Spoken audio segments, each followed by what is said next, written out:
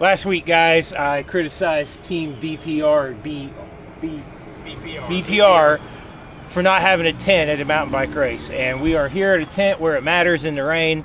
This team has it figured out. This team has it figured out. Thanks to team director Austin Hines. That's right. Yep. How's it going, man? Where you up to? Are you guys way back here? Staging in the back. You're going to tail gun. Are you gonna? Why is Sean smiling so big? What's so funny? You ride in the front. You're not going to be with us anyway. We're going to be going lump, lump, lump. You're going to be going lump, lump, lump, lump, lump. I might be going like in a ditch. See that guy right there in red and blue? That's the goal, is not to get dropped by him. Now it's gonna happen. It's gonna happen. Good morning and welcome to the 2025 Ride to the Sky. This is a charity ride put on by St. Francis Animal Shelter. They're a no-kill shelter, and they've been doing this for, I think this is the 4th year now, trying to raise some money. The ride has not taken off, and I really wish it would have. I think, it's getting around 50 people every year. Now, this was a year, I think it would have done better this year, but the weather was absolutely horrible. It rained all morning. It was like 50-something degrees. Generally in May, we're looking at like 60s or 70s in the morning, and, rain is starting it could still be rainy in May, but it's less likely than it is in April. We get lots and lots of rain in April generally, but it's been a very, very rainy season. The spring has not been kind to us in regards to that this year. But anyway, I think for the conditions, they should be pretty happy with this turnout today. Why does this ride only get 40, 50 people? I mean, they do such an awesome job with it. They have awesome stops. The route is really well marked. It's a really awesome route. I think it's due to the fact that the charity ride crowd, the people who would come out and do a charity ride, are not probably interested in doing a ride as hard as this, because the shortest route is 22 miles and has a pretty big hill in it. Now, I mean, almost anybody who's not got a physical condition or even if you really just don't really ride a bike much, you should still probably be able to do 22 miles in 3 hours or something. Just chill and take it easy. But people, I think, the charity ride crowd, some of them aren't interested in doing harder rides. I don't know if it's the time of year. I don't know, but I do know it's not their fault, because they put on an awesome ride. They treat it really, really well. They cover the route really good, and I hope they don't give up on it. I hope they try it again next year. I've tried to promote this ride. I mean, I think I would say that me and some of the other Southern Illinois riders are responsible for at least maybe 10 or so people showing up here, because if this hadn't been part of the Soil GP, what is the Soil GP? It's our little kind of race series that we've been doing this year. This was the 4th ride in it, and if this wasn't part of it, I think that, I probably wouldn't have got up and went in the rain, and I'd say several of these other people wouldn't have gone up and went in the rain either. It's not fun to ride in the rain in 50-something degrees, but honestly, if you're actually riding hard, it's not that bad. It's pretty good actually. You definitely don't get as hot.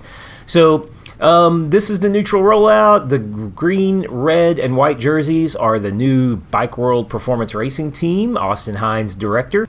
They brought Chris Henderson, the guy up to the left with long hair. He's the strongest rider in our region by far.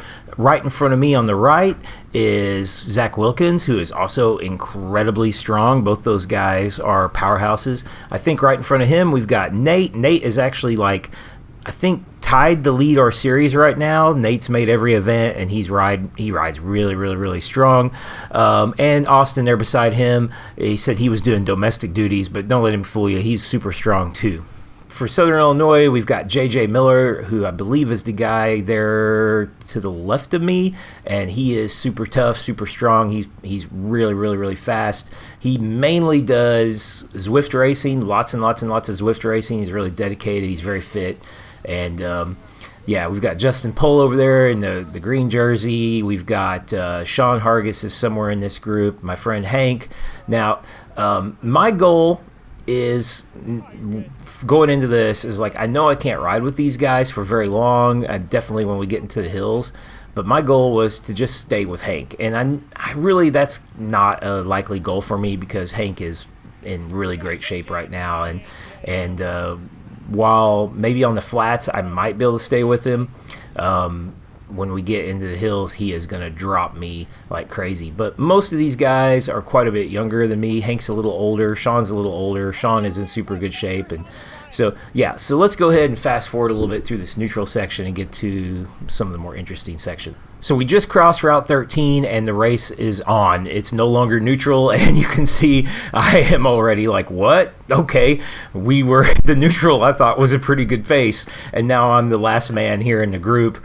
I looked back. I mean, there is nobody within like half a mile of us. I'd say we'd been riding way faster than everybody else in our neutral section, probably averaging really close. I think I had right a 19 or 20 average at this point. So they have turned the screws and turned up the heat, and I had to put in about 700 or 800 watts for a little bit here to get caught back up onto the group.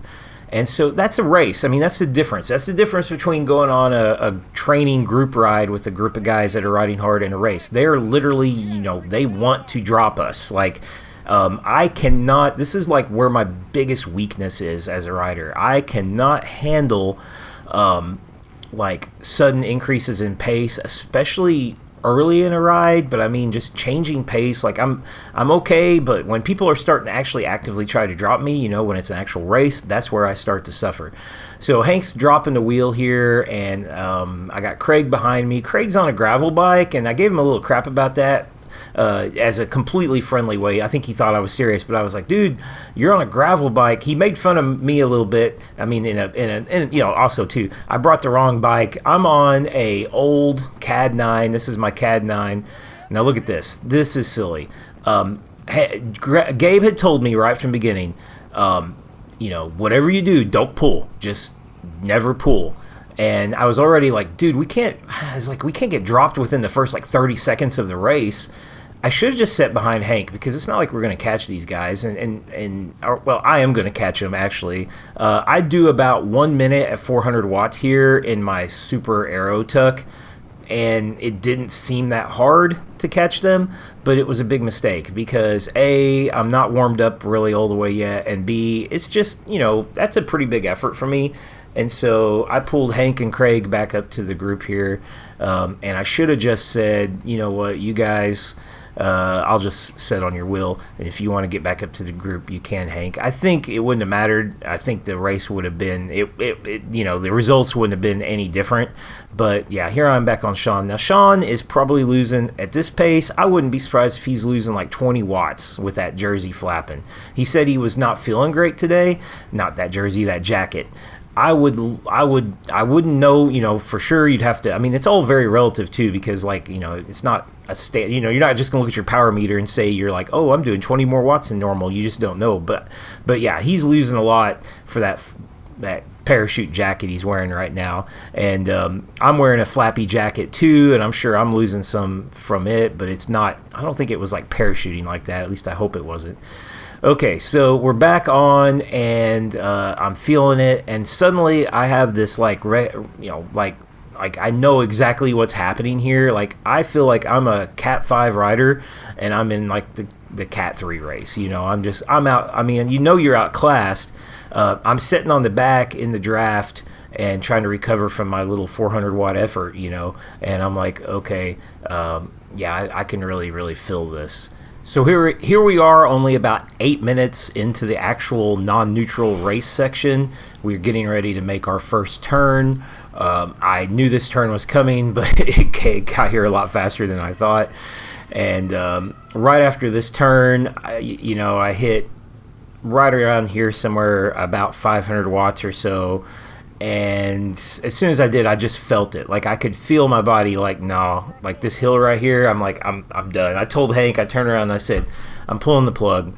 I just couldn't, I knew I wasn't going to be able to do it. So I slowed down and just decided, at this point, maybe somebody will drop from that group I'll catch. But looking at that group, I'm like, I doubt it. And more or less, from this point on, I was, out of race mode, more into like endurance mode. Like I definitely still rode hard. I mean, I was definitely trying to keep a good pace, but like also I knew like really nobody's gonna catch me. I was wrong about that because Craig caught me, but on his gravel bike, which is really, really, really impressive, especially considering I made a joke because he has like big gravel wheels on his gravel bike, But anyway, yeah, so race over for me, and again, just another example of the fact that if you are massively outclassed fitness-wise, trying to ride with way fitter riders it's fun, it's cool, and you can do it for a while. But then you get in this situation where you're in no man's land. Like I am now many, many, many minutes ahead of anybody behind me, except for Craig, who's just he just gotten dropped a little bit, before me. And then there's probably 10 minutes to the next, well, I don't know about that, maybe 5 minutes to the next rider. So it's do I just stop and stand on the side of the road? Do I ride really slow? I'm going for a best time on the course. So it's now you're just in time trial mode. So while I show you some of the best hills in the ride downhill, since that's the only going to be really mildly interesting part of the rest of this video, I will tell you that I could not, unfortunately, just enjoy this ride and with a solid time trial effort. About at roughly the halfway point, I had a rear flat tire, which, that happens, but it's happened to me more this year. I've had, I think, 3 or 4 flat tires on rides, and last year, I don't know if I had a single flat tire on a ride. I don't know if it's bad luck or if it's just the fact that, the tire that the tire that I put on my bike is used. I got it used last year. It's a 5028. It was in pretty good shape last year, but I looked at it last night or the night before this race, and I was like, I think it's got one more ride left in it. It's looking pretty rough, but it'll make it tomorrow. I was on the CAD 9, my old bike, which is probably one of the fastest bikes I actually have. But I was going to ride my newer Super 6, but I'm having brake issues with it. So I ended up taking the CAD 9. Carbon wheels and disc brakes. Carbon wheels with rim brakes. I was like, oh man, I'm not even going to be able to stop. It doesn't matter. I could stop. The roads did dry out. Now, they're definitely not as good in the wet, but it's not oh my God, you just can't stop. You just need to kind of be a little bit more. It's just like riding in the rain with rim brakes anyway. You kind of need to hit the brake every now and again, dry the wheel off if you think, hey, I might need to stop. Like right here, I was kind of just every now and again I'd scrub the brake because you never know if I need to do a quick emergency stop, like that dude pulls out in front of me. So I wanted the wheels to be able to stop. So I'm keeping the rims dry, and I know that's slowing me down, but this is much more important. This is one of my all-time favorite downhills in Southern Illinois. It is like a roller coaster. This road just drops out from under you. Climbing it, I think it's called the Road to the Sky. I can't remember. I don't remember the name of this. Lick Creek. I think this is Lick Creek Road. That was Lick Creek Church. Look at this thing. It's man, you're just bombing down this, and then this turn right here, you're going to drop underneath the interstate. And then look at that car. It was not really... It just scared me. It wasn't it wasn't even in my lane, but you just, that's one of the scariest places on this ride to encounter a car. They had marked the top of this hill really well, big steep hill, painted all over the road, be cautious. I wanted to show you this section here. This is brand new pavement on Rocky Comfort, and it was amazing. It's like riding glass. I love this brand new pavement, and wish they'd done a little bit more of a, instead of a gravel, I don't know why, how much more would it cost to put an extra 6 or 8 inches of freaking surface there, shoulder, so that we could ride a bike and not have to ride, in a gravel shoulder. Come on, state of Illinois. But it's not a busy road, so it's not that big a deal. But I love having a little bit of shoulder. I'd much prefer to ride on the right side of that white line than the left side. Okay, so I had my flat, and why did it take? It was 30 minutes. I was off my bike for 30 minutes. It was a slow flat, so the first thing I thought, well, maybe I can air it back up, and I realized really quickly that wasn't going to work. I took the tube out, put my spare tube in, and guess what? My spare tube that I've been carrying around on this bike for a long, long, long time has a valve that's too short. I'm running 55 millimeter wheels, and the valve just barely is like a 55 millimeter valve or 60 millimeter valve. I need like 65 millimeters. So I stand there, a rider comes by, a group comes by, Shell, and I forgot the man's name, but I remember riding with them last year on this ride. They're from Edwardsville, and they're awesome folks, and she's like, hey, do you need a tube? And I'm like, yeah, I'm sorry, I need a tube. Sean Hargis pulled up while I was standing on the side of the road here. He caught me. He had made a wrong turn, missed a turn. He had gotten dropped from the group, the race group, but he was well ahead of me when that happened, and he rode 6 miles out of the way. So his pace was fast enough to catch me after like an extra, 8 miles, I think, actually. I would probably in 15 minutes at that point, he caught me. I put the new tube in that Shell gave me, aired up my tire with my tiny little hand pump, and took off. So in just Golson news, I plan on buying, in fact, I've already bought some new tubes.